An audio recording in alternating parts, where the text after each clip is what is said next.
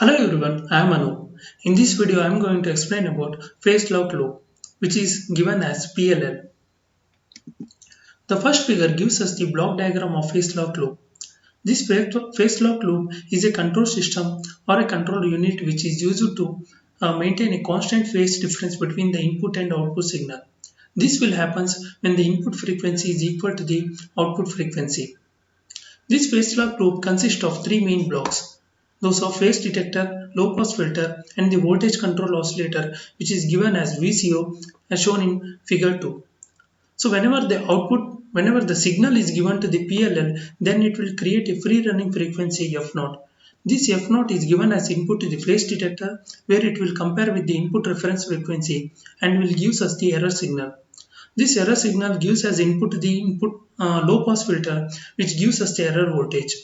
This error voltage makes the voltage control oscillator to increase or decrease the oscillator frequency until the oscillator frequency is equal to the input reference frequency. This condition is known as lock condition, and under lock condition the phase difference may be same or may not be same. But under no lock condition, this phase difference can be under no lock condition.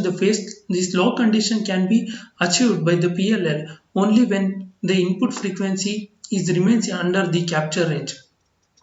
And there is one more terminology associated with the capture range, that is lock range. So whenever the input frequency changes from the consider this F as a operating frequency of the oscillator, which is under lock condition. So whenever the input frequency changes, if it is going above this lock range, then the PLL will go back to the free running frequency F0, which is present under the capture range, and it cannot able to enter into the lock condition.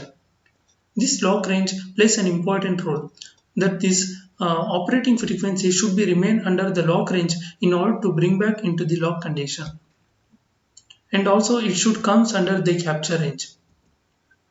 There is one more block, as I told you, that in PLL, which consists of phase detector. We should know how this phase detector can able to give the phase difference. Whenever the two signals which consist of two different phases is given to it, consider it as alpha and beta. Then usually if the phase difference is low, then it will be shown as alpha minus beta. If it is higher, then it will be given as sine of alpha minus beta. According to the trigonometric formula, we can write it as sine alpha cos beta minus sine beta cos alpha. If you multiply these two signals, then you will get the final equation as like this. The addition of two signal can be eliminated by using low pass filter. This can be visualized by this second diagram, where you can observe there is an addition of two frequency and the difference of two frequency coming out from this phase detector. And this low pass filter eliminate the higher frequency and it's giving only the difference of two frequency. Thank you.